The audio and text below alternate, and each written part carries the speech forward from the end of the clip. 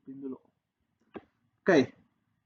Pada kuliah terakhir kemarin kita menghitung luas di bawah kurva dari fungsi X kuadrat tambah 1 sepanjang X-nya dari 1 sampai 3.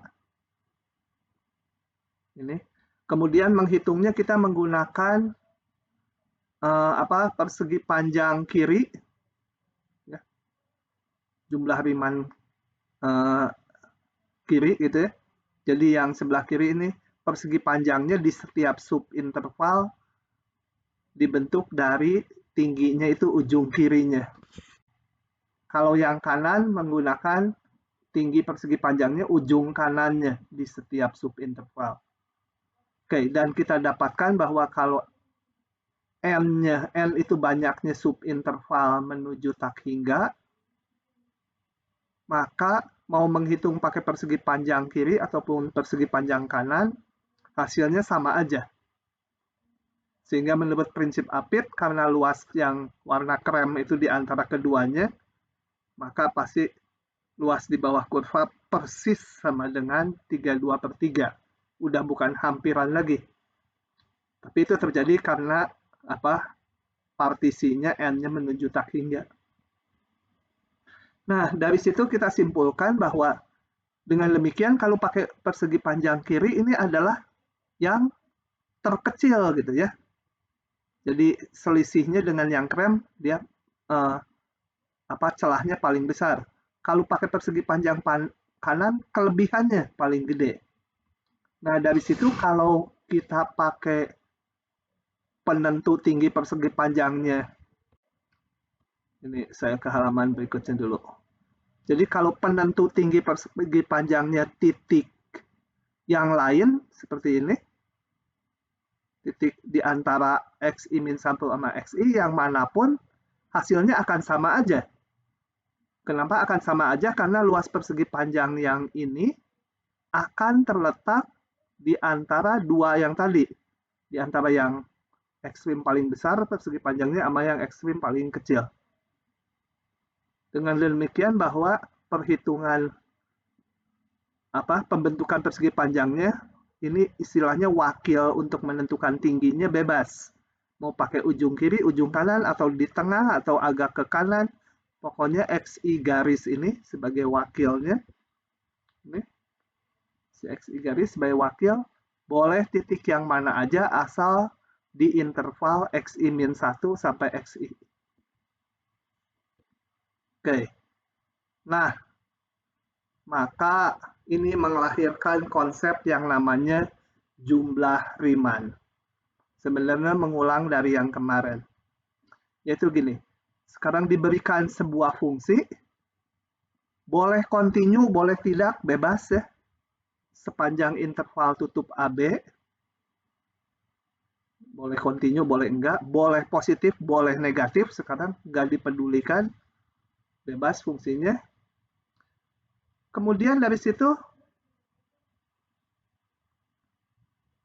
kita bikin partisi ini. Jadi interval AB dibagi N bagian dan sekarang konsepnya umum.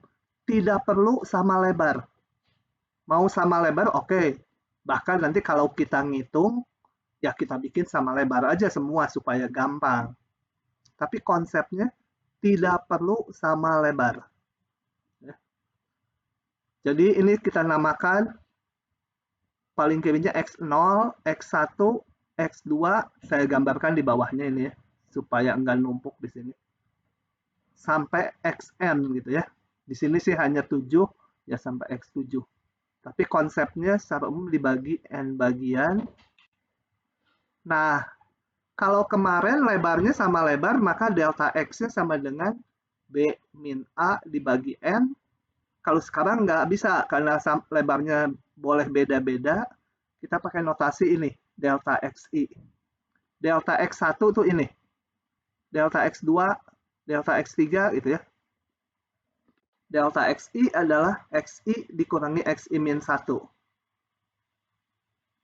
Lebarnya biarin aja beda-beda. Kemudian, pada setiap subinterval ini, saya mundur dulu, kita pilih wakil. Sebenarnya di sini ya, bawah itu hanya membantu aja. Di sini, di tiap subinterval, pilih satu titik sebagai wakil. Nah, interval ke-1, saya pilih wakilnya ini. Interval kedua, wakilnya ini. Mana aja, mau ujung kanannya boleh, ujung kirinya boleh, di tengah-tengah boleh, agak condong ke kanan boleh, gitu wakilnya. Untuk apa? Untuk membuat tinggi persegi panjang. Jadi dari titik-titik wakil ini, kita bikin garis ke nilai fungsinya. Ini. Dibikin ke nilai fungsi, bikin persegi panjang, tingginya ditentukan si titik wakil. Kalau ini negatif, biar aja nanti terhitung negatif, nggak apa-apa. Jadi hasilnya bisa negatif ya, kalau fungsinya negatif. Titik wakil, hitung tingginya, ini lebar interval tadi. Yang kedua. Interval ketiga, saya pilih wakilnya ini, hitung ke nilai fungsi. Dapat persegi panjangnya ini. Dan seterusnya sampai yang ke N. Kemudian kita hitung luas ini. Sebenarnya luas dalam tanda petik, bisa negatif. Sebenarnya ngitung ini, nilai fungsi di titik wakil dikali lebarnya untuk setiap subinterval dan kita jumlahkan. Notasinya ini. Jadi ini kalau dibaca rinci ya, fx1 garis ya.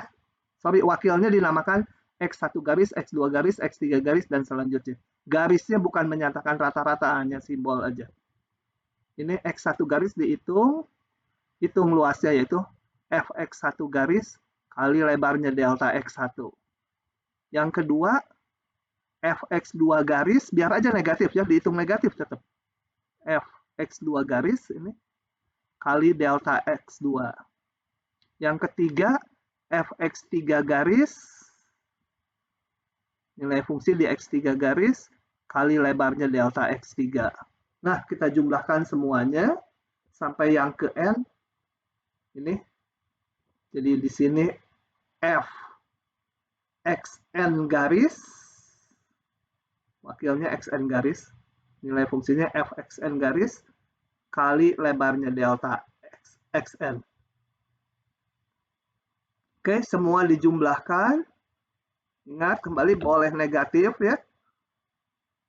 Kalau negatif ya hitung aja negatif.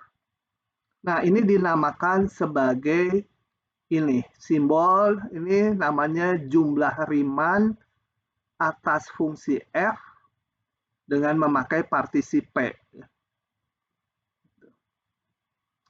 Jadi, kalau kita membentuk jumlah Riemann ini, antara dua orang yang berbeda, mungkin aja hasilnya beda ya. Kenapa? Karena tergantung jumlah N-nya mau berapa. N-nya si A mungkin, N-nya saya mah 10 aja. Kalau si B, ngapain banyak-banyak, capek ngitung, N-nya dibagi 2 interval aja. Itu boleh ya. Kemudian juga bergantung titik wakil. Si A mungkin pakai ujung kiri, si B mungkin pakai tengahnya. Si C mungkin pakai ujung kanan, titik wakilnya. Bisa beda-beda hasilnya. Kayak itu. Gak apa-apa, jumlah Riemann bisa beda-beda. Oh ya, ini saya kecepatan. Jadi tidak tunggal, tergantung banyaknya pemilihan subinterval. Lebarnya, karena lebarnya juga tiap subinterval bisa beda-beda. Dan titik wakil yang digunakan untuk menentukan tinggi persegi panjangnya bisa beda-beda. Jumlah Riemann dapat bernilai negatif karena nilai fungsinya bisa negatif. Ya. Perhatikan jumlah Riemann tidak sama dengan luas daerah di bawah kurva atau di antara kurva. Jadi jumlah Riemann ini jelas beda. Ini bayangkan persegi panjang ini dengan yang di bawah kurva merah ini tentu saja beda. Yang sebelumnya itu akan sama nanti kalau ininya kurus-kurus.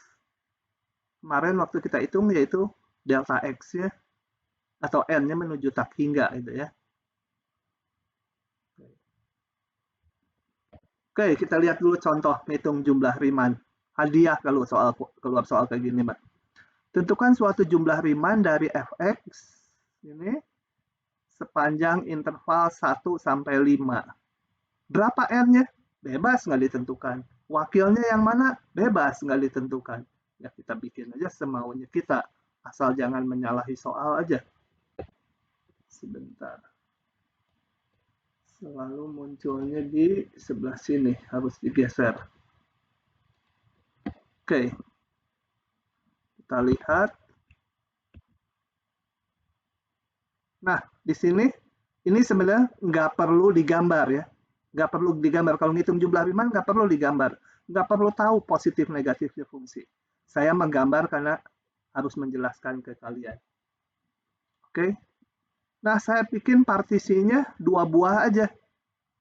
X0-nya 1, X1-nya mana ya? X1-nya 4, ini yang hitam tuh. Yang tulisannya hitam. Dan X2-nya 5. Jadi intervalnya yang ke-1 dari 1 sampai 4. Interval kedua saya pilih dari 4 sampai 5. Cuma 2 subinterval. 1, 4 dan 4, 5. Kemudian di setiap subinterval antara 1 sampai 4, saya pilih wakilnya X1 garis namanya, yaitu titik X sama dengan 3. Boleh yang mana aja, milih X2 1 garisnya, 2 boleh, milih di 1 boleh, milih di 4 boleh, di mana aja, pokoknya antara 1 dan 4. Kemudian yang kedua, subinterval kedua, saya pilih wakilnya ujung kirinya, X2 garis, yaitu titik 4. Duh. Oke, kita perlu lebar intervalnya nanti untuk ngitung luas persegi panjangnya dan tingginya. Wakilnya ini.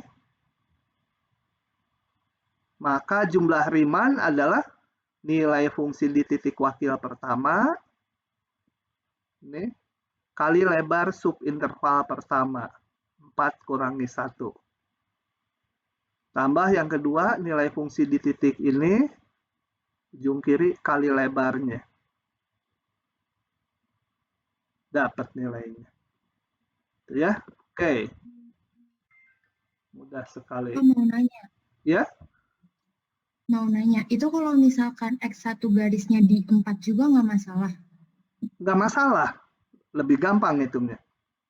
Ya, interval pertama saya pilih X1 garisnya titik ujung kanannya. Di interval kedua saya pilih wakilnya ujung kirinya. Jadi kan di sini sama gitu ininya ya. Iya. Lebih enak. Makasih, Pak. Lebih enak lagi, bikin aja R-nya 1 interval. R-nya 1 gitu. Jadi X0-nya 1, X1-nya 5. Boleh juga. Gitu ya. Oke. Yang lain. Tentukan suatu jumlah Riemann dari ini pada interval ini memakai 6 subinterval yang sama lebar dengan titik wakil adalah ujung kanannya. Nah, kalau ini diberi syarat. Mungkin hasilnya akan sama tiap orang ya. Ini I-nya kelebihan. Ini kalau di Jawa Barat mah nggak ada ri-nya, adanya itu tuh si Eman. Gitu ya. Kalau ini Riemann ya orangnya nggak tahu Austria atau mana, harus dibaca di Google. Oke, kita lihat yang ini. Saya klik dulu, nggak keluar dia. Bentar. Nah, keluar juga. Wah, cuma soalnya ketutup. Kalau pakai ini nggak apa-apa lah. Buka tutup, paksa. Saya buka tutup ya. Moga-moga nggak delay. X kuadrat tambah 1, intervalnya min 1 sampai 2. Ini nggak perlu digambar kembali ya sebenarnya. Saya hanya karena saya menerangkan aja. Jadi nggak perlu tahu gambar grafiknya. Intervalnya min 1 sampai 2. Dibagi 6 subinterval yang sama lebar. Bagi 6 ini. Jadi lebarnya karena dibuat sama lebar artinya lebarnya 2 dikurangi min 1 Jadi panjang intervalnya 2 dikurangi min 1 dibagi 6. Oke. Titik wakilnya ujung kanannya. Oke. Nah, ini tulisannya. Jadi yang perlu dijawab sebenarnya tulisan ini. Gambarnya nggak tahu nggak apa-apa. Tapi biasanya untuk mempermudah kita gambar minimal intervalnya lah. Gambar fungsinya nggak perlu. Oke, ini saya bagi atas 6 bagian, lebarnya sama semua.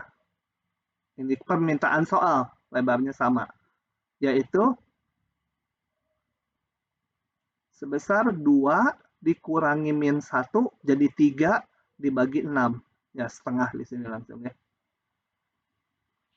Oke. Wakil-wakilnya diminta ujung kanannya. Ya udah, kita tetapkan di setiap subinterval ujung kanannya itu yang warna pink. Bikin persegi panjang di sini. Yang warna pink ya bikin itu garis tegak untuk membentuk persegi panjangnya. Maka jumlah Riemann tinggal nilai fungsi di titik wakil 1 kali lebar interval 1. Yang kedua sampai yang ke-6. Gitu ya. Itu jumlah Riemann. Nah, berikutnya kita akan mendefinisikan integral tentu. Apa itu integral tentu gitu ya. Nah, coba gini. Kita baca ini pelan-pelan. Misalkan fungsi f terdefinisi pada interval tutup AB. Nggak perlu kontinu ya. Dengan P cantik ini adalah partisi kayak tadi, yaitu membagi 6 bagian, n bagian, namanya X0, X1, X2, X3, sampai Xn. Tidak perlu sama lebar, mau dibikin sama lebar boleh, tidak pun boleh. Kemudian lebar setiap subintervalnya tadi kita sebut delta Xi. Dan di setiap subinterval kita pilih wakil namanya Xi garis. Nah, kemudian ada notasi baru. Misalkan ini bacanya bukan mutlak kalau ini.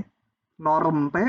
Norm P itu menyatakan subinterval yang terlebar. Maksudnya apa? Coba kita mundur lagi ya. Mundurnya kemana? Ini aja lah. Ini. Artinya norm P itu subinterval yang paling lebar. Ini. Sebenarnya ukuran dari subinterval yang paling lebar. Ukurannya berapa gitu ya. Lebarnya berapa. Jadi norm P yang tadi ditulis mutlak P cantik itu adalah lebar dari subinterval yang paling panjang. Di sini yang paling panjang ini ya. Atau sama aja panjang dari interval yang paling lebar. Bolak-balik susah ngomong. Atau lebar dari subinterval yang paling lebar. Itu norm P, ya. Oke. Saya lanjut. Oh ya, tambahan lagi. Kalau yang paling lebar ini nanti akan dibuat menuju 0. Bentar, ini HP ini kekerasan. Banyak WA nanti gaduh. Nah, kalau norm P-nya menuju 0, yang paling lebar menuju 0. Yang lain pasti menuju 0 juga ya. Kan yang lain lebih kecil lebarnya. Kenapa dibuat menuju 0? Karena kita ingin persegi panjangnya kurus-kurus. Kalau kurus, di depan waktu ngitung luas persegi itu kurva, terlihat bahwa hampiran yang persegi panjang terhadap luas di bawah kurva itu menjadi bagus. Kayak gitu ya. Coba kembali ke sini. Nah, jika norm P-nya menuju 0, nah, dan ini dilimitkan ya menuju 0, karena norm P nggak bisa 0 sebenarnya. Kalau norm P-nya 0, gimana subintervalnya lebarnya 0? Nggak ada itu ya. Tapi menuju 0. Jadi kita limitkan ini jumlah Riemann-nya, ini jumlah Riemann tadi, fx1 garis delta x1, fx2 garis delta x2, fx3 garis delta x3 dijumlahkan, dijumlah Riemann. Limit dari jumlah Riemann untuk norm P menuju 0 itu kalau limitnya ada, yang namanya limit kan bisa nggak ada. Kalau limitnya ada, maka limit ini dinamakan sebagai integral tentu. Gitu ya. Jadi kalau di SMA kan integral dari 1, 2 dari x kuadrat tinggal sepertiga x pangkat 3 masukkan batas atas dan batas bawahnya. Sekarang itu nggak ada, ini konsepnya beda, bukan anti turunan. Limit integral tentu, integral yang pakai batas itu adalah limit dari jumlah Riemann. Oke. Jelas jika norm P menuju 0, n-nya akan menuju tak hingga ya. Kalau subinterval yang paling lebar menuju 0, ya subinterval yang lain akan lebih kecil dari dia lebarnya. Berarti jumlah partisinya haruslah menuju tak hingga. Gitu ya. Tetapi jika n-nya menuju tak hingga, belum tentu norm P-nya menuju 0. Coba saya gambar ya. Ini perlu dipahami. Gini. Yang atas dulu. Ini x0, ini xn, ini intervalnya gitu misalkan ya. Nah, gitu. Jadi ini paling lebar nih. Ini norm P. Ya. Kalau norm P itu ukuran lebarnya, ukurannya. Kalau norm P menuju 0, yang paling lebar ini menuju 0, harus menuju 0. Pasti n-nya menuju tak hingga. Pasti jumlah ini subintervalnya akan menuju tak hingga. Jumlah subintervalnya. Tetapi kalau n-nya menuju tak hingga, belum tentu norm P-nya menuju 0. Contohnya apa? Kalau belum tentu kan harus ada contoh penyangkal. Contohnya ini. Kok nggak lurus? Kalau saya punya interval, katakanlah 0 sampai 1. Saya bagi demikian. Ini x0, dibagi n bagian ya. Ini x1. Ini x2, setengah dari sebelumnya. X3. Ini x4. Nah, di sini norm ini terus dibaginya, ini setengahnya lagi. X5, ini setengahnya lagi, udah nggak bisa ngegambar saya. Nah, di sini kita lihat bahwa kalau dibagi-bagi terus, kanannya n-nya menuju tak hingga ya. Tapi norm P-nya setengah, nggak menuju 0. N-nya menuju tak hingga, norm P belum tentu menuju 0. Tapi kalau norm P menuju 0, pasti n-nya menuju tak hingga ya. Oke. Makanya di rumusnya itu bentuknya integral ini norm P-nya yang menuju 0, bukan n-nya. Kalau n-nya menuju 0, nggak jamin bagus hampirannya. Kenapa? Kalau n menuju tak hingga, kalau tetap aja norm P-nya besar, ya nanti hampiran persegi panjang terhadap luas di bawah kurva masih jelek. Akan bagus kan kalau ini kurus-kurus semua. Yaitu norm P-nya menuju 0, dan itu sama dengan n-nya menuju akan menyebabkan n-nya mendekati tak hingga. Nah, hal khusus kalau saya membagi intervalnya sama lebar nih, delta xi-nya satu nilai. Kalau delta xi-nya sama lebar, maka n menuju tak hingga juga berlaku norm P-nya akan menuju 0 kalau sama lebar. Kalau kayak di atas tadi beda-beda lebar, nggak jamin n menuju takinya normnya menuju 0. Ya, jadi kalau sama lebar ini.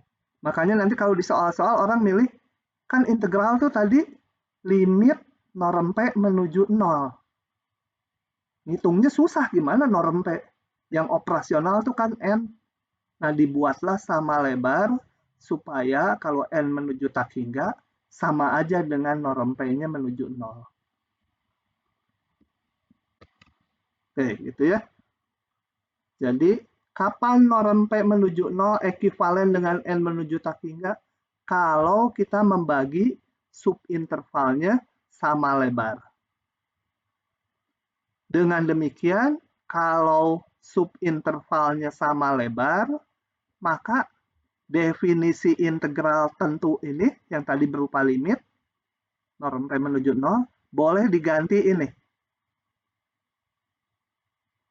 Jadi nanti kalau kita ketemu soal, kita yang harus menentukan partisinya, buatlah sama lebar. Ngitungnya pakai ini mudah. Seperti waktu ngitung luas persegi panjang kiri dan kanan yang minggu kemarin.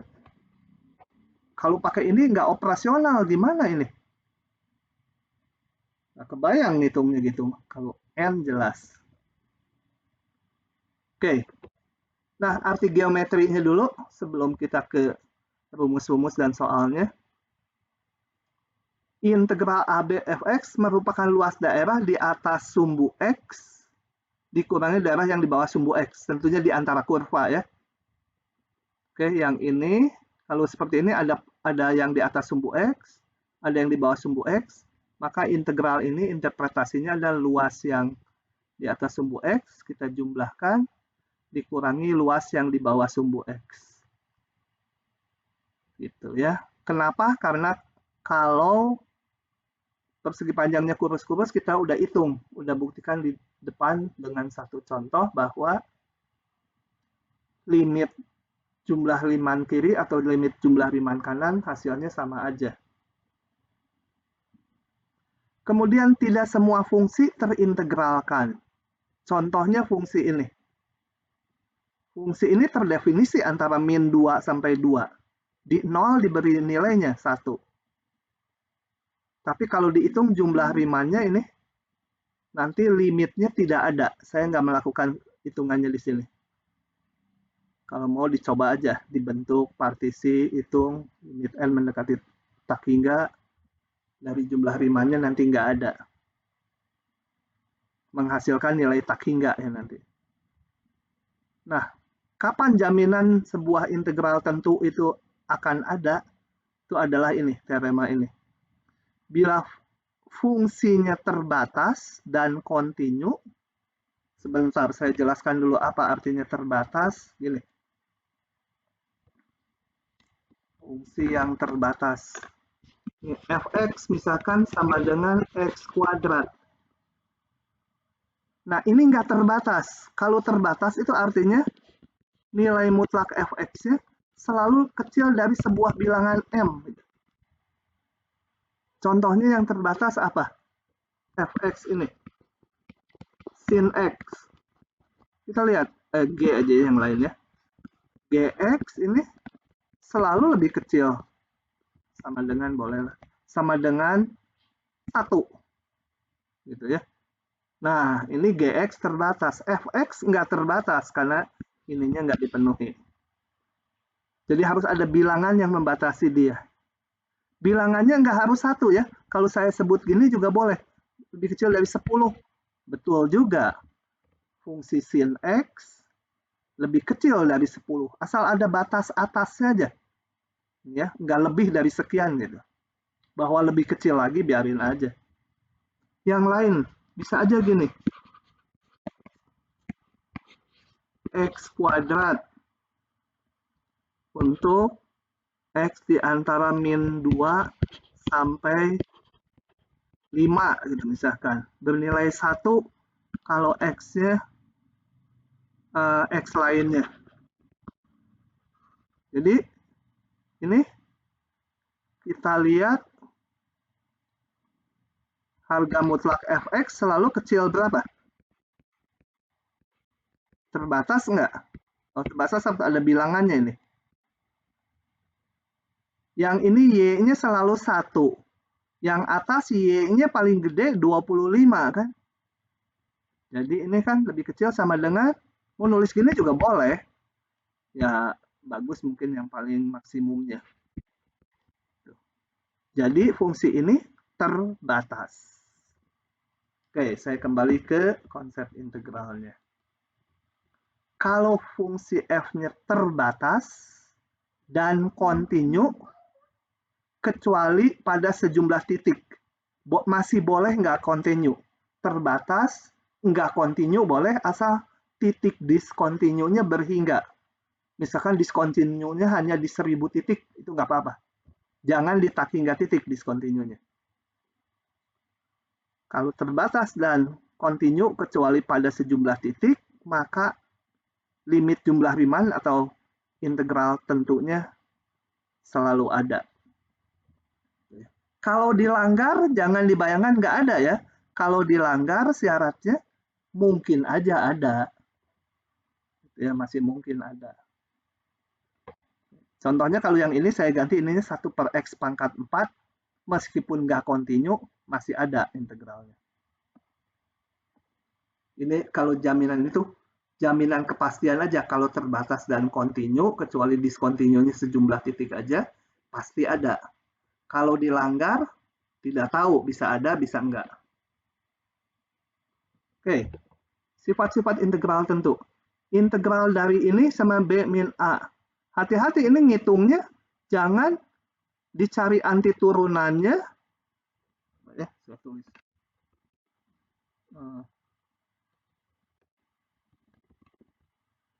Integral 1 dx dari berapa tadi teh? A sampai B. Nggak boleh ngitungnya gini, ini diintegralkan jadi X, masukkan batasnya B. A sama dengan ganti X dengan B, dikurangi batas bawahnya. Ini rumus dari mana itu? Ini sama dengan ini. Kita belum punya. Jadi belum boleh pakai rumus-rumus itu. Gimana ini ngitungnya? Kita lihat baik berikut. Ini di sini fx-nya sama dengan 1. Nah, ngitungnya pakai limit jumlah Riemann. Kita lihat ini. Fx di antara A sampai B, nilai fungsinya selalu 1. Kembali, caranya bikin partisi. Aduh, panjang, saya lihatkan dari sini aja. Karena malas nulisnya panjang. Nah, oke. Ini apa yang saya gambar? Ini. A sampai B, nilai fungsinya selalu 1. Ini yang merah. Bikin partisi sepanjang AB. Jadi dibagi N bagian ini. Pada setiap subinterval pilih wakil namanya XI garis, X1 garis, X2 garis, gitu ya. Oh ya, ini lebarnya dulu delta XI setiap subinterval, pilih wakil. Sebenarnya konsentrasi kita cukup di interval ke I aja, yang ini. Interval ke I itu XI-1 sampai XI. Nah, di interval ke I ini, pilih wakil XI garis, kita bentuk ini luasnya, yaitu lebarnya delta XI ini, XI dikurangi XI-1 atau delta XI, kali nilai fungsi di titik wakil. Kita jumlahkan yang kayak ginian untuk semuanya. Jadilah ini jumlah Riemann. Sekarang saya hitung, fxi garis kan selalu 1, karena fx-nya selalu 1. Ya, fxi garis ini selalu 1. Gitu. Kali delta xi. Nah, ini berarti hasilnya delta x1 ditambah delta x2 tambah delta x3 sampai tambah delta xn. Jadi ini kalau sigma ini saya jumlahkan, ya delta X1 tambah delta X2 tambah delta X3 sampai tambah delta Xn yang sama dengan lebar interval AB. Gitu ya. Nah, dari sini kita punya rumus sekarang. Kita punya rumus integral ini. Lain kali boleh dipakai. Yang kedua, integral dari satu titik di satu titik dari A sampai A itu 0. Kenapa? Karena, coba saya gambar di sini. Sebentar. Salah. Kalau saya punya fungsi sembarang, jelek banget ini.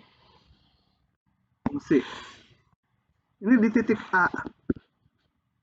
Integral dari A sampai A artinya apa? Batas kiri dan batas kanannya sama. Yang ini kan ujung kanannya B gitu ya. B-nya sama dengan A. Sedangkan tadi integral dari A sampai A fx dx menurut definisinya adalah limit dari saya norm P susah nulis norm P menuju 0 f xi garis sorry ada sigma jumlah Riemann 1 sampai n f xi garis delta xi kemana dia gitu ya. Kita lihat rumusan jumlah Riemann-nya. Kalau hanya ada satu titik ya delta x-nya semua 0 kan. Nggak ada delta x-nya, delta x1 0, delta x2 0. Kalau dibagi n bagian, udah satu titik. Jadi, jumlah Riemann-nya ini 0. Kalau dilimitkan, apapun limit dari konstanta yang 0 ini, ya 0 juga. Begitu. Jadi, kenapa ini di satu titik 0? Delta x-nya semua 0, jumlah Riemann-nya 0. Limit jumlah Riemann-nya ya 0 juga. Kemudian integral A sampai B fx dx kalau dibalik tandanya batasnya sampai bukan tandanya. Kalau dibalik batasnya jadi minus. Kenapa? Kembali ke jumlah Riemann kita lihat. Munculnya di atas lagi. Nah, kita lihat kalau ini interval AB, saya bagi N bagian, ini dibuat partisi, nulisnya kayak gini. Kemudian di subinterval ini wakil-wakilnya, X1 garis, X2 garis, dan seterusnya. Jumlah Riemann adalah nilai fungsi di titik wakil kali lebarnya, delta X1.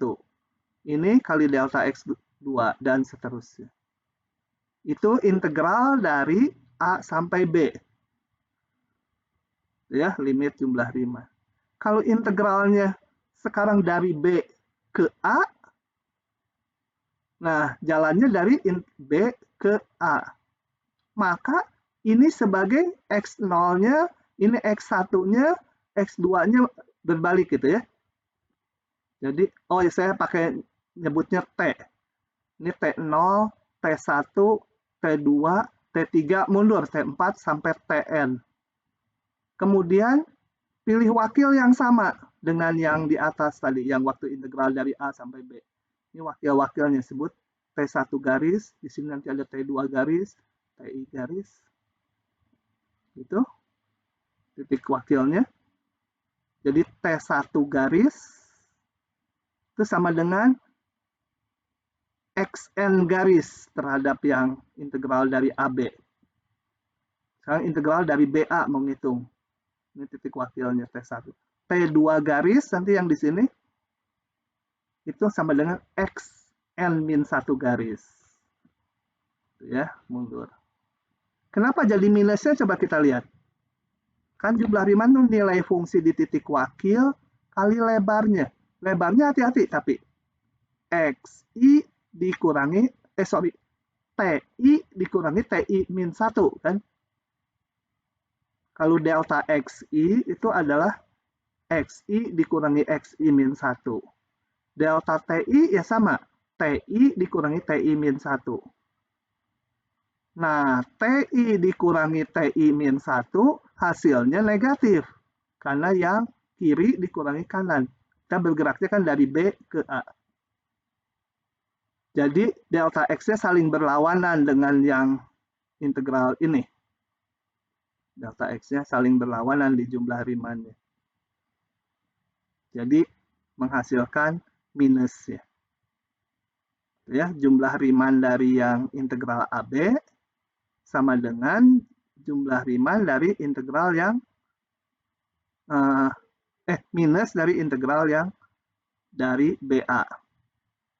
Karena delta X-nya saling berlawanan tanda. Oke, jadi lupa ini kalian nggak apa-apa, tapi rumus ini jangan lupa. Integral B sampai A sama dengan integral A dari sampai B. Kalau ini pembuktiannya aja. Kalau kali konstanta, maka konstantanya bisa ke depan. Dibuktikan dengan cara sama aja. K kali Fx1 garis kali delta X1 jumlah Riemannnya. K kali Fx2 garis delta X2. Nanti K di dalam sigma bisa keluar. Jadi ini. Gitu ya. Rumus-rumus dasarnya. Nah, yang lain dibuktikan dengan cara yang sama. Integral dari jumlah sebenarnya kan sigma. Ini bentuknya sigma. Cuma dilimitkan. Nanti menjadi jumlah dari masing-masing integral. Integral kurang juga bisa dibuat jadi masing-masing dikurangi. Jadi ini ada dua rumus, jangan dibaca plus min ya. Yang plus ngikuti yang plus, yang min ngikuti yang min. Kemudian sifat penambahan selang.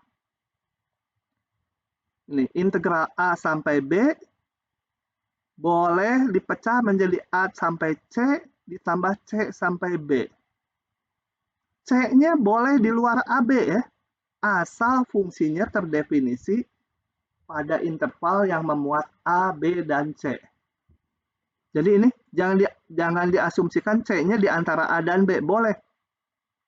Memang pada kebanyakan soal dipakainya C-nya itu di tengah-tengahnya antara A dan B.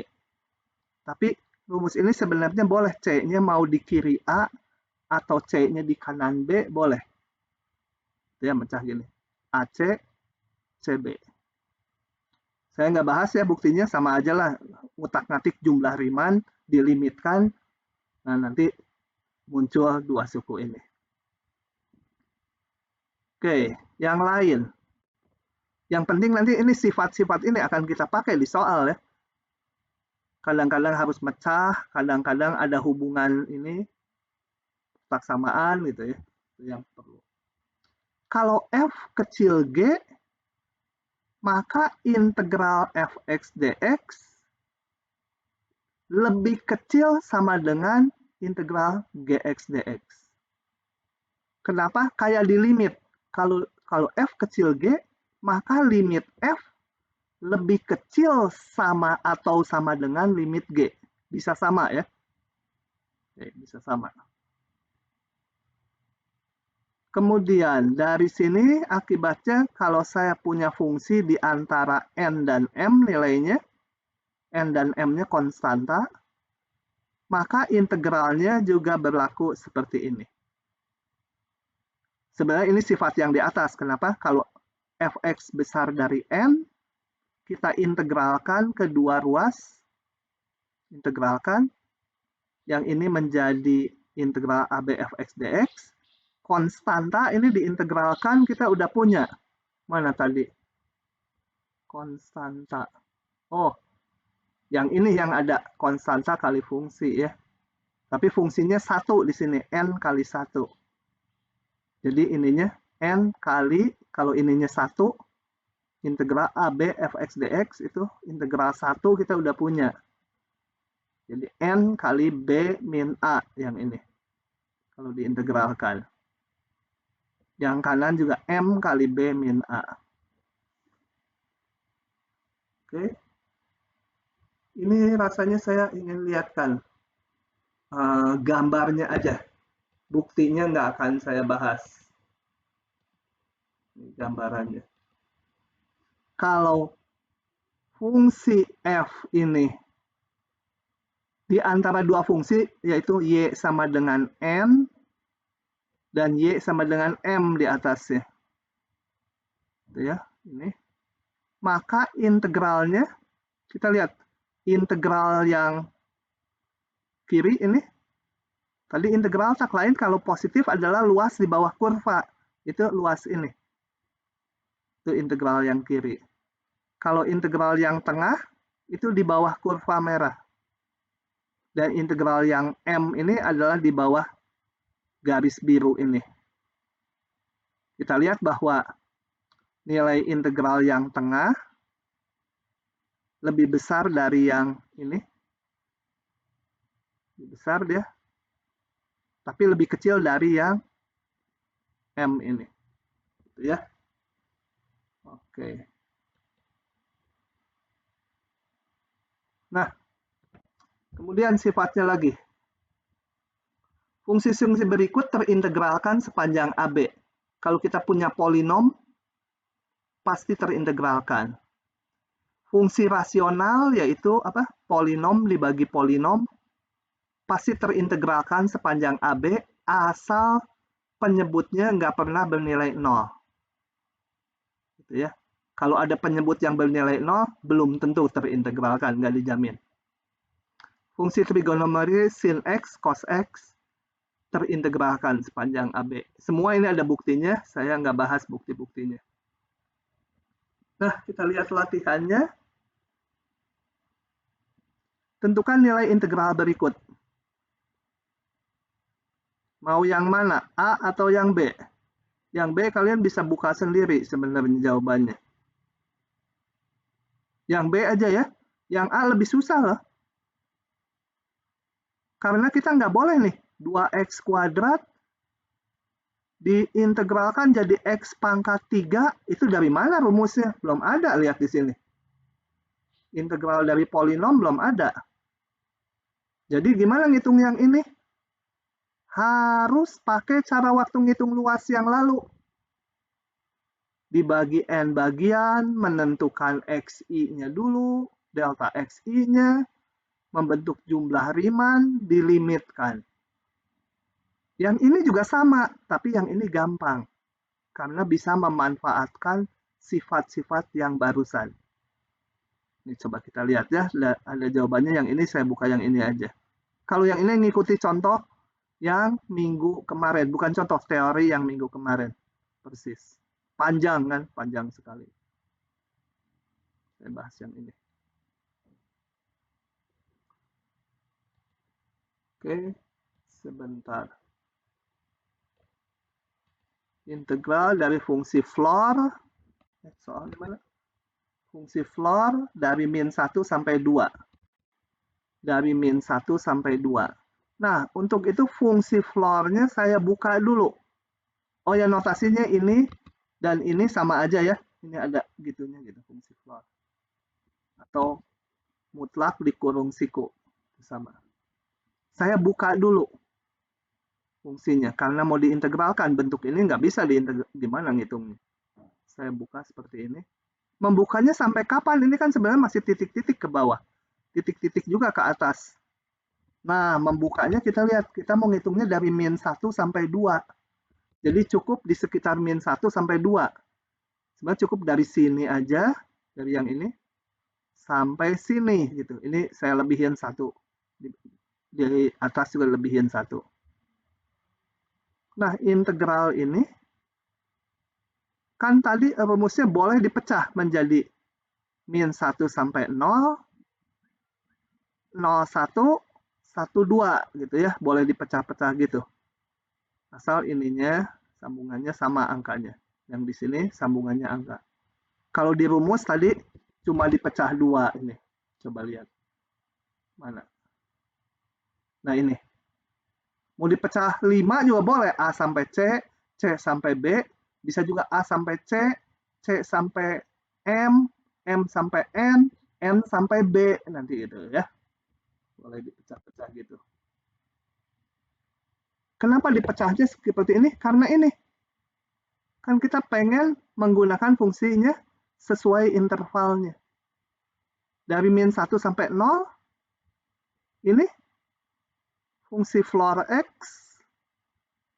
menjadi nilainya min 1 selalu. Fungsinya di antara 0, 1, ininya selalu 0 fungsinya. Di antara 1, 2, selalu bernilai 1. Nah, limit ini kita nggak usah pakai jumlah Riemann lagi. Kita udah punya limitnya, apa? Pakai rumus ini. Konstantanya saya keluarkan. Min 1-nya saya keluarkan, tinggal 1 dx. Kalau ini kok, oh ya, ini juga biarin aja 0 kali 1, 0-nya keluarkan 0 kali 1 dx. Ini 1, satunya keluarkan, ya nggak usah dikeluarkan 1. Integral 1 dx kan kita udah punya tadi rumusnya ini. Tinggal lebar intervalnya. Jadi ini tinggal B kurangi A, 0 dikurangi min 1. 0 dikurangi min 1. Yang ini 1 kurangi 0, tapi kali 0 sih ya. Yang ini 2 kurangi 1. Nah, bisa pakai rumus. Ya, kebetulan hasilnya 0. Gitu. Paham tidak? Terlalu cepat? Kalau terlalu cepat bilang ya. Bisa dilambatin. Ngelambatin cuma agak susah saya. Karena tiap tahun jadi makin tahun makin cepat. Harus dibilang. Apa? Nggak kedengaran suaranya. Tadi ada yang tanya, siapa nih? Dia siapa? Tapi suaranya nggak nyampe di saya. Bagaimana tuh? Oh, tanya lagi aja.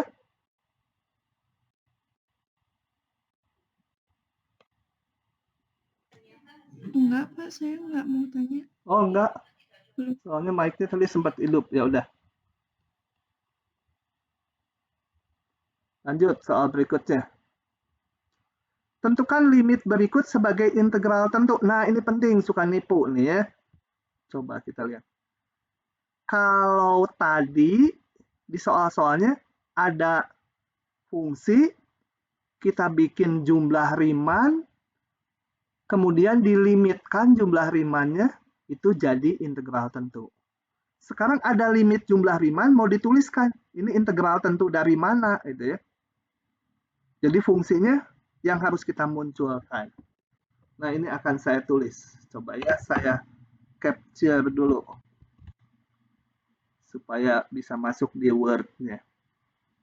Ini soal ini.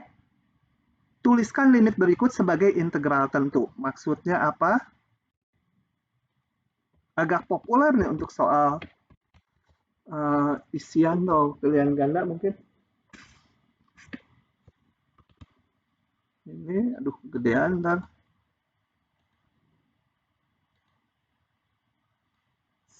Kecilin dulu.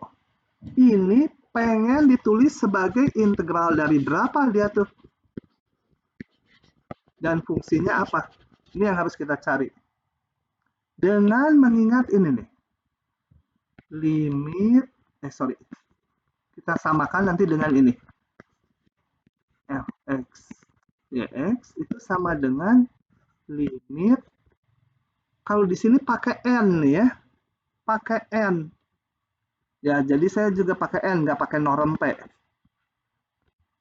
Kok jadi 0? Tuh, sigma i sama dengan 1 sampai n, ini jumlah Riemann. Jumlah Riemann, bayangkannya ini persegi panjang nih, ini nilai fungsi kali lebar interval gitu. Kalau diapalin gitu aja notasinya ya lupa. Ini nilai fungsi di titik wakil kali lebar interval yang ke i. Dijumlahkan sebanyak n buah. Ya. Oke. Dari sini kita harus mereka-reka, ini menyamakannya. Yang kanan dengan yang kiri supaya dapetin ini fungsinya apa gitu ya. Nah, rujukannya. Harus ada rujukan untuk menyamakannya. Rujukannya kita lihat bahwa waktu bikin partisi itu interval AB dibagi N bagian. Maka delta X-nya, kalau pakai gini pasti delta X-nya sama semua. Kalau delta X-nya beda-beda harus pakai norm P.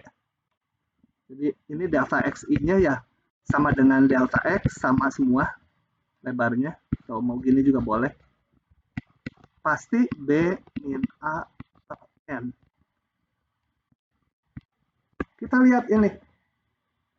Jadi delta X-nya yang di sini, delta X-nya pasti bentuknya bilangan dibagi N, kan? B min A kan bilangan dibagi N. Nah, dari sini saya reka-reka. Jadi pasti di situ delta X-nya nggak mungkin ada akarnya. Delta X nggak ada mungkin ada akar. Pasti yang 4 per N. Gitu. Kemudian kita lihat. Ininya udah dapat. Itu 4 per N. Sisanya berarti ini ya. Nah, maka saya punya Fxi garis sama dengan akar 4i per N sisanya. Ini sesuai ini. Yang ini. Nah, kemudian selalu di tiap soal kayak gini itu kita pilih ini. Kita tetapkan Xi sama dengan Xi garis. Ini kunci nih, selalu menetapkan gitu. Bahwa titik wakilnya sama dengan si Xi. Dengan demikian, oh ya kita mau nyari apa ya? Mau mencari fungsinya dan batasnya. Mau nyari A dan B-nya. Nah, A-nya tuh berapa? Coba saya masukkan di sini. A-nya tuh kan X0 kan? Sama dengan X0 garis, karena kita milih ini. X0 garis berapa? Fxi garis ini. Sebentar. Sebentar, saya ada yang kurang. Kok jadi ya? Dari sini harus menentukan yang mana Xi garisnya. Xi garisnya yang mana dari bentuk akar ini. Nah, saya tebak. Cuman nanti kalau udah sering latihan, nebaknya pinter. Saya pilih 4i per N. Gitu ya. Agak gelap dulu kalian mungkin. Loh, kok bisa-bisanya gitu lihat ya. Nanti setelah contoh 2, contoh 3, ini kerasa kenapa milih ini. Nggak harus yang ini, bisa banyak milihnya. Gitu ya. Dengan memilih itu, maka saya punya fungsinya. Berarti Fx-nya apa?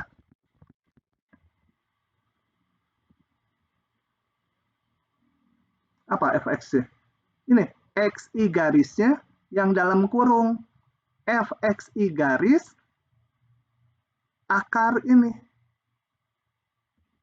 Saya tulis satu langkah. Berarti Fxi garis dengan memilih itu ya, memilih ini tadi saya sama dengan akar Xi garis kan?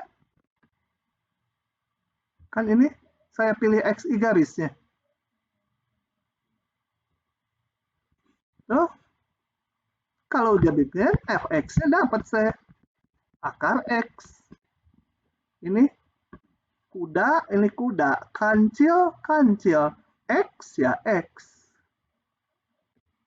Jadi Fx-nya udah dapat. Fx-nya udah dapat. Tinggal A dan B-nya. A dan B-nya gampang. Kita lihat dari sini. X0 berapa? Sama dengan X0 garis. Masukkan ke sini. I-nya 0 kan? 4 kali 0 dibagi N. Sama 0. Xn sama Xn garis. Sama dengan 4 kali 0 N indeksnya 4 kali N dibagi N sama 4. X0 kan sama dengan A, betul? Xn kan sama dengan B di partisi kayak gini.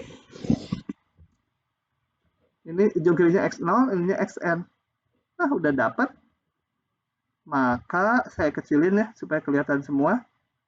Maka saya berkesimpulan ini sama dengan integral dari A-nya 0, B-nya 4 dari akar X dx. Bingung kan? Bingung lah yang gini awal mah. Banyak yang bingung. Tiap tahun juga bingung awal mah. Oke. Bisa?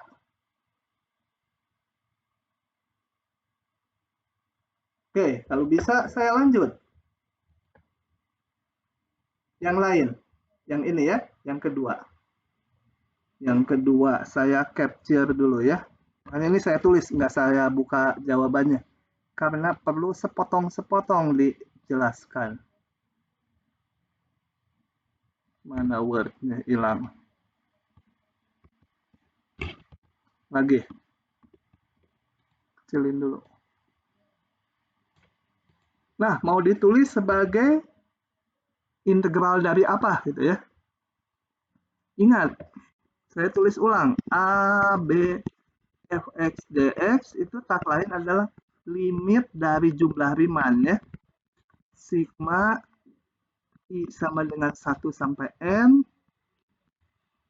F xi garis, ini ingat tinggi kali lebar. Supaya jadi persegi panjang. Aduh, habis tempat saya. Delta xi. Ini tinggi kali lebar. Dijumlahkan sebanyak N buah, N-nya dilimitkan gitu ya mikirnya supaya ingat kalau baca aduh limit sigma wah nggak kebayang gitu kalau kayak gitu mikirnya. Ada persegi panjang dulu, nilai fungsi kali lebar sebanyak N buah, N-nya dilimitkan menuju tak hingga. Oke, jadi dari sini pilih dulu seperti biasa delta X-nya berapa mana? Ingat delta X itu harus bilangan bagi N. Jadi delta X-nya 2/n. iya mau nggak mau ya. Nggak mungkin 1 ditambah 2i per N. Atau yang 2i per N. Itu nggak mungkin. Harus bilangan dibagi N. Untuk delta X ya. Buat apa itu misahin itu? Supaya tahu fungsinya sisanya. Jadi saya punya f xi garis sama dengan 1 ditambah 2i per N. Nah, saya mau merumuskan. Kembali, pilih selalu. Ini selalu ya. Xi sama dengan xi garis. Mau milih apa nih? Sok tebak aja. Yang mana juga bisa. Enggak, sok. Kalian tebak ini apa? 2i per N, Pak. 2i per N. Boleh. Jadi, saya punya fxi garis sama dengan 1 ditambah. Tadi kan ini dipilih 2i per N tuh. Jadi, xi garis gitu kan. Ya. Akibat milih ini tadi. Jadi, fx-nya dapat. 1 ditambah X gitu kan. Ini kancil, ini kancil. Ini kuda, ya ini kuda juga gitu. Oke. Tinggal batasnya tinggal hitung X0. X0 sama dengan X0 garis sama dengan 2 kali 0 per N sama dengan 0. X N sama dengan Xn garis sama dengan 2 kali N per N sama dengan 2. Beres deh. Ini sama dengan integral dari, kalau di ujian tulis ulang ya, jangan nulis sama dengan besar kayak saya.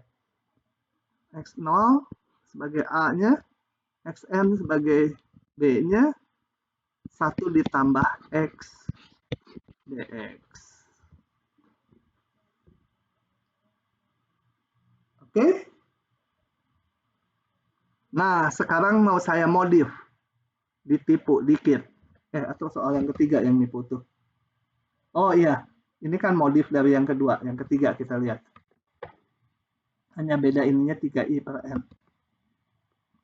Sebenarnya waktu melangkah kayak gini, ada hal yang perlu hati-hati yang nggak saya sebut. Karena di soal ke-1 dan kedua, kehati-hatian itu nggak diperlukan. Tapi di soal ketiga nanti diperlukan. Secara umum diperlukan. Apa yang perlu hati-hatinya? Coba saya tulis lagi soalnya ya, yang ketiga. Ambil dulu. Sniper, enak pakai sniper dari Windows ini. Tinggal pencet Windows Shift S, dia ngotak. Kita kotakin pakai mouse, lepas mouse, masuk ke clipboard. Oke. Ctrl V di sini, paste. Nah. Oke. Yang ini ya. Mirip yang tadi, cuma ini sekarang 3 di sini. Saya jalankan kayak tadi. Jadi di sini delta X-nya di kanan supaya nggak habis tempat. Delta X-nya pasti 2 per N gitu ya. Fxi garisnya sisanya. I. Tolong di ujian I dan 1 jelas ya. 1 ditambah 3i per N. Nah, kembali pilih atau tetapkan kalimatnya mah apa aja lah. Xi sama dengan Xi garis sama dengan berapa? 3i per n. 3i per N. Jadi, saya punya Fxi garis itu tagline 1 ditambah Xi garis kan ya. Xi garisnya 3i per N kan dipilih. Sama dengan 1 ditambah X lagi. X0 garis masuk ke rumus ini 3 kali 0 dibagi N. 0. Xn garis, Xn ujung kanan, Xn garis sama dengan 3 kali N per N. Sama dengan 3.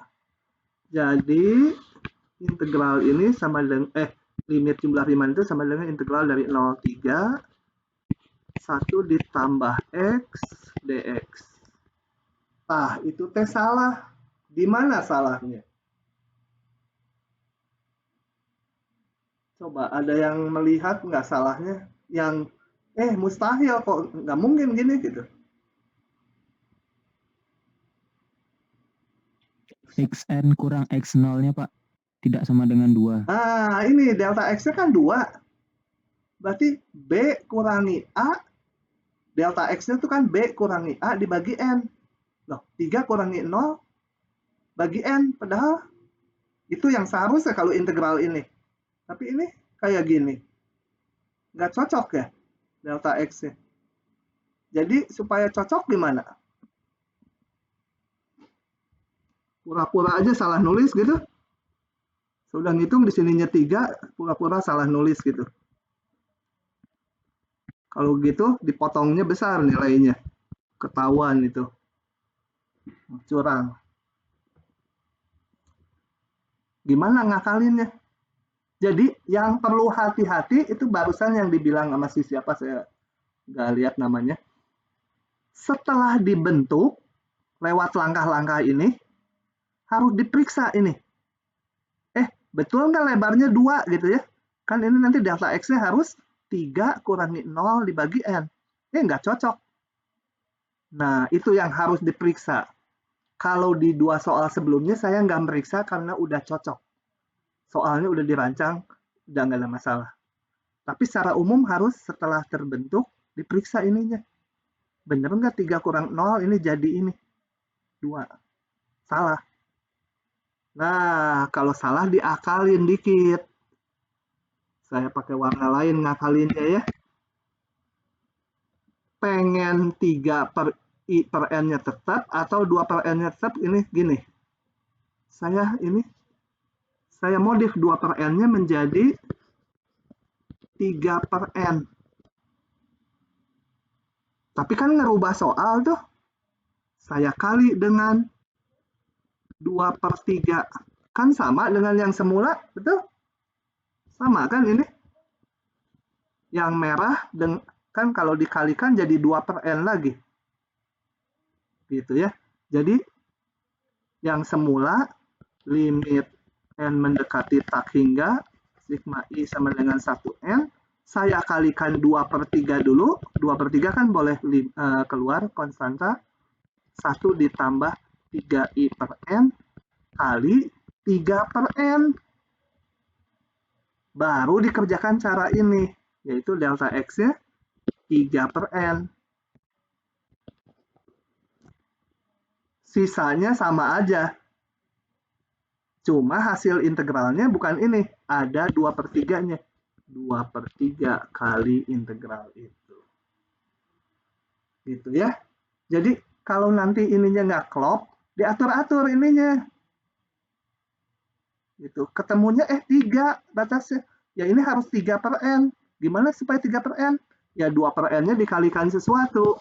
Diganti dulu ini. Paham?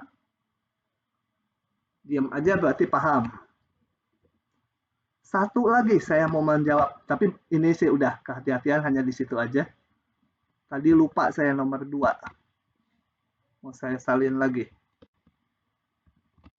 Nomor 2.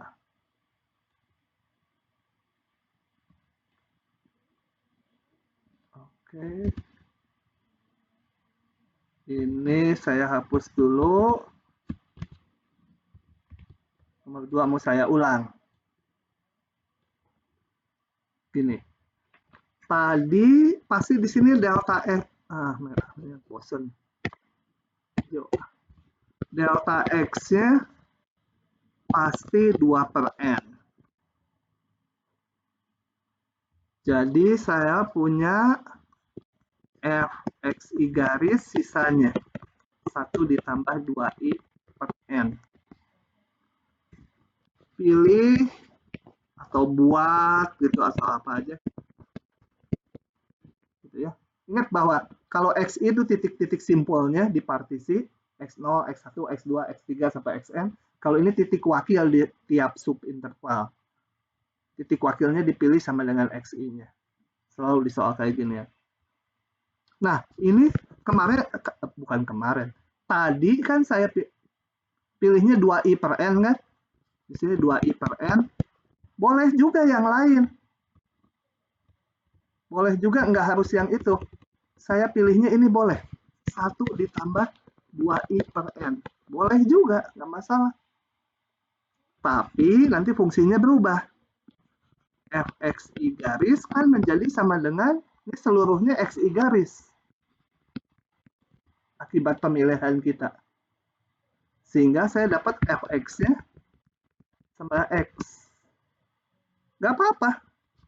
x0 sama dengan x0 garis 1 ditambah 2 kali 0 per n sama dengan 1. xn garis 1 ditambah 2 kali n per n sama dengan 3. Nah, maka ini sama dengan integral dari 1 sampai 3 x dx. Meskipun bentuknya sama dengan meskipun bentuknya beda dengan yang sebelumnya, cara menjawab sebelumnya, sebenarnya integral itu sama aja. Karena integral itu bisa digeser-geser batasnya lewat substitusi. Jadi yang jawaban tadi dengan yang ini sebenarnya sama aja. Ya. Tapi kelihatan bentuknya berbeda gitu bentuknya. Tadi mah 0,2, sekarang 1,3.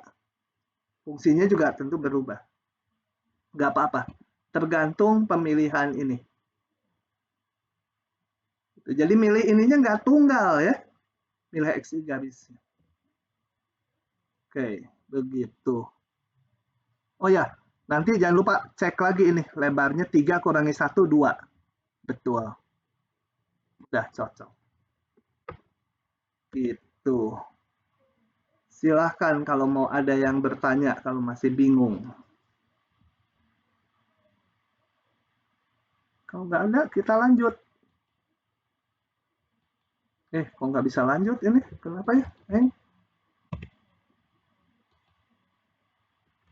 Loh, PowerPoint-nya hang. Hilang malah. Sebentar, saya panggil lagi. Oke, kita lanjut ya. Nah, baru setelah ada teorema ini, kalian ngitung integralnya boleh pakai rumus kayak yang di SMA. Teorema ini ada buktinya, ini teorema yang sangat penting. Menghubungkan antara antiturunan kan nggak ada jumlah riman-rimannya. Kayak integral X ya setengah X kuadrat, nyari fungsi asalnya. Kalau integral tentu kan limit jumlah riman. Sebenarnya nggak terlihat ada hubungannya, meskipun simbolnya mirip, gitu, pakai tanda integral. Nah, ternyata ada hubungannya lewat ini buktinya nggak saya bahas. Gini. Misal F fungsi kontinu pada interval AB, dan F suatu antiturunan, kayak kemarin antiturunan. Maka ini integral tentu yang isinya limit jumlah riman tadi bisa dihitung dengan menentukan antiturunan dari ini, yaitu F besar, antiturunannya, dimasukkan di batas-batasnya, dikurangi seperti ini. Jadi kalau lain kali hitung ini antiturunannya apa, masukkan batas atasnya dikurangi batas bawahnya.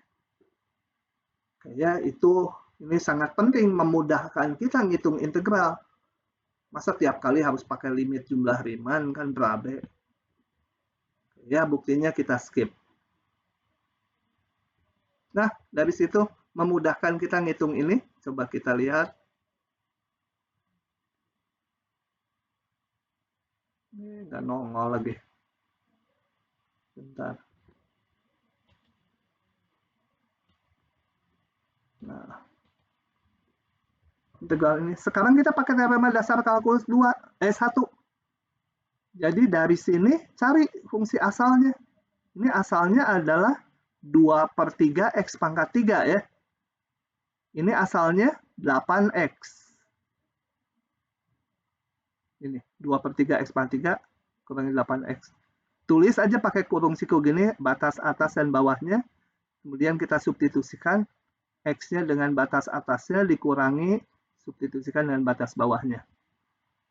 Itu 2/3 X pangkat 3, 2 pangkat 3 dikurangi 8 kali 2. Kemudian sekali lagi substitusikan dengan batas bawahnya dikurangi, dapat. Oke, itu contoh lain. Ini sekalian menjelaskan apa substitusi.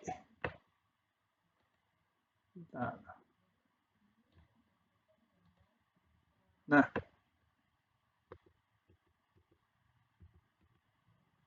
oke, kita mau hitung ini.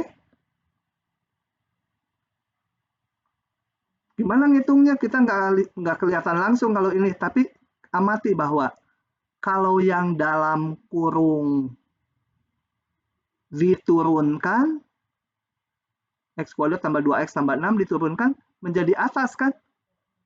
Kelipatan yang atas. Ini 2X tambah 2. Berarti 2 kali X tambah 1. Nah, kalau seperti itu, kita pakai yang namanya substitusi. Yaitu dimisalkan ini, yang dalam kurung ini, dimisalkan U. Atau apalah, U ya boleh. Jadi kita mau mengganti variabel X-nya dengan U. Untuk itu harus dicari hubungannya. DU dengan DX, ya turunkan aja dari sini DU DX sama dengan 2X tambah 2. Cuma untuk integral, DX-nya dibawa ke kanan. Jadi nulisnya gini. DU sekian DX. Atau DU DX sama dengan ini. 2-nya saya keluarkan. Nah, ini kan yang atas ini nanti diganti dengan DU ini. Sorry. Ini dan ini. Nggak bisa nandai 2 saya. Harus pakai ini. Apa? Highlight. Yang ini saya kan sama dengan ini salah. Susah ini tangannya. Ini dan ini DX. Sama kan? Jadi ini nanti diganti DU, yang bawahnya diganti U pangkat 2 yang dalam kurung DU. Jangan lupa kalau ada batas, ini batas dari X kan? Berarti integral ini X0-nya 0, A-nya 0, B-nya 1. X0-nya 0, XN-nya 1. Sekarang dalam U harus diubah, dalam U juga. Gitu ya. Harus diubah. Kalau X-nya 0, batas bawahnya, kita hitung batas U-nya berapa? Masukkan ke sini, X-nya 0. 0 kuadrat tambah 2 kali 0 tambah 6. U-nya menjadi 6. Kalau X-nya 1, U-nya menjadi 9. Dihitung dari sini. Sehingga integral semula kita ganti menjadi ini. Nah, ini 1 per U kuadrat atau U pangkat min 2. Kita cari anti turunannya. Berarti U pangkat min 2, pangkatnya naik 1. Jadi U pangkat min 1 kali sepermin 1. Ya, cari anti turunannya, masukkan batasnya. Nggak usah dikembalikan ke X, karena ini udah batas dalam U. Ya, dalam U aja biarin. Oke, begitu. Nah, yang nggak boleh gini. Saya crop dulu untuk menjelaskan yang nggak bolehnya. Itu dihukumnya rada gede tuh. Karena yang aturan skema penilaian itu dari koordinator, bukan dari saya. Semua caranya seragam, paling variasinya antar dosen dikit lah. Nah, yang nggak boleh, bentar kecilin kegedean. Itu kalian nggak nulis batas-batas dari substitusi ini. Setelah situ langsung melangkahnya ke sini. Sama dengan gitu ya, integral 01 DU per U kuadrat. Nah, ini nggak boleh ya. Batasnya nggak disubstitusi. X-nya diubah dalam U. Ininya masih dalam X batasnya. X semula. Itu dipotong gede tuh. Meskipun kalian di bawah melangkahnya betul. Misalkan di bawah ini menjadi apa? Min 1 per 2U. Gitu ya. Batasnya 01. Kemudian kalian ubah lagi menjadi sama dengan apa? Min 1 per 2 kali X kuadrat ditambah 2X tambah 6 gitu ya, dibalikin ke X dulu, baru dimasukin batasnya 01. Angkanya akan ketemu sama kalau gini, tapi nggak boleh, kenapa? Ini campur aduk, di sini U, ini batasnya batas X, di sini U, ini batas X, gitu ya. Nah, itu campur aduk itu nggak boleh. Itu kalau udah ini batas U, ini ya harus batas U. Langsung masukkan kayak yang ini. Langsung masukkan. Kalau pengen dikembalikan ke X dulu, ya kalian jangan ngitungnya, nulisnya jangan seperti yang hijau saya ini. Caranya, ya cari dulu ini tanpa batas. Apa tadi?